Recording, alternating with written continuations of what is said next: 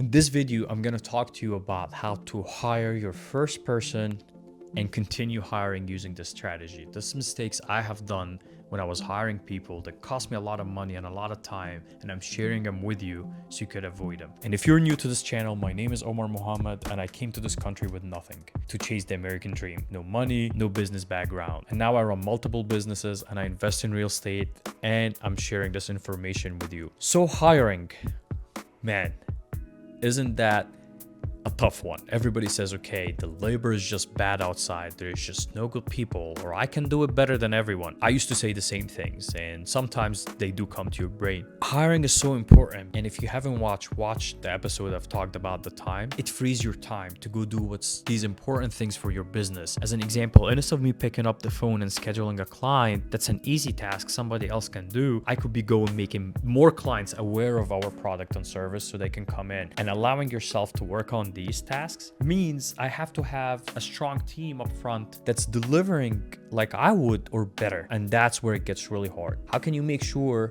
they're doing what they're supposed to do when I'm not there? So I can go ahead and focus on growth or focus on hiring more and making us all money. And I found the answer in so many different things I'm going to share with you. First of all, they're not going to be like you, because if they are, they're going to probably go do their own thing. That doesn't mean that they're worse. They might be better than you, but in different things. So as an example, I found out, okay, I'm better in this position. But Kareem, as an example, which is my operation manager and my really good friend, is really, really good at these things.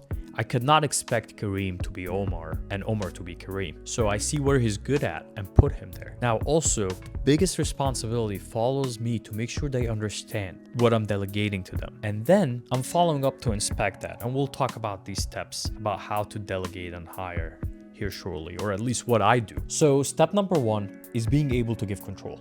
I talk to a lot of my friends who are entrepreneur, and myself included. One of the biggest mistakes we do is we just don't want to give control because we're scared. You're scared of them messing up. You're scared of they will never do it, or they never gonna care, or all these, and that's just being scared and have self-limiting beliefs.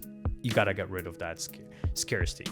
And once I got rid of that, we grew 10 times bigger than I was doing everything myself. Get rid of the scarcity. The second step, you find the right position. If somebody is not comfortable selling, don't think you're gonna change them. They're just not comfortable. They're not gonna do it. It's better, not because they're a friend or they're your brother-in-law or whatever. If they're not good in selling, it's better for you to save time and get somebody that's good at selling, like natural selling. So put right people in the right spot is step two.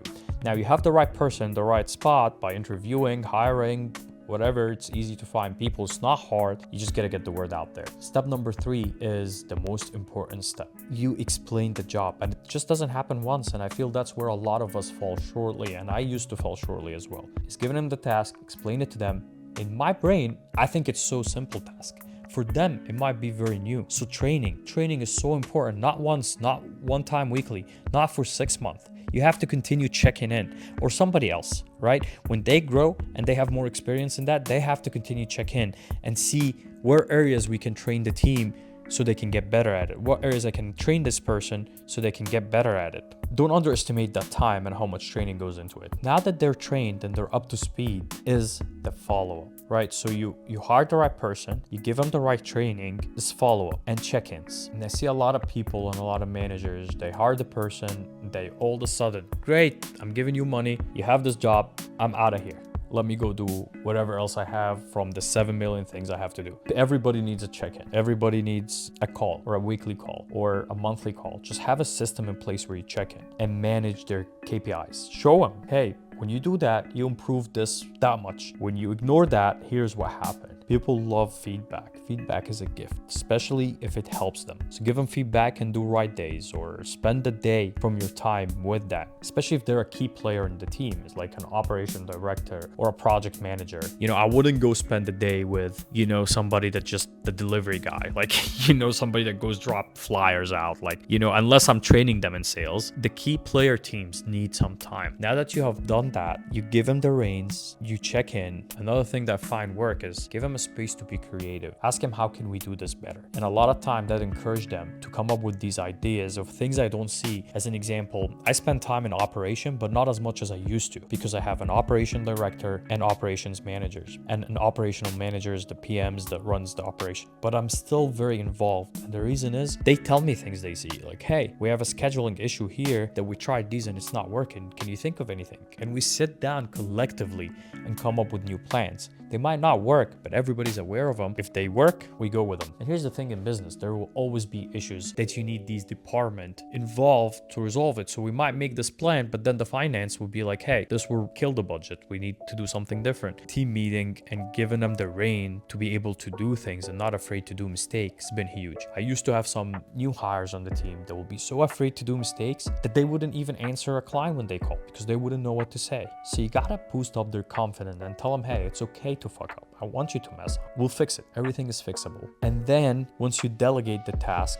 and it's done good, you can move into bigger things. So you can always think, anything you're doing, if somebody else can do it, why are you doing it? As a CEO or as a business owner, not in the beginning, of course. In the beginning, I've been in the business for 5 years and I'm still doing a lot of it and I have more people. So sometimes it takes time to build it. Don't rush. I see people just have one client and they're like, okay, I'm hiring somebody. Cool, you can do that. I just don't think that's the best way. You need to scale first, increase the cash so you're able to pay these people and keep them. So once you learn how you delegate and these people can go better, life changes drastically because now you have more time to do things, which is the most important thing, and then you're able to grow the company. So if you enjoyed this episode, make sure you subscribe and I will see you all on the next one.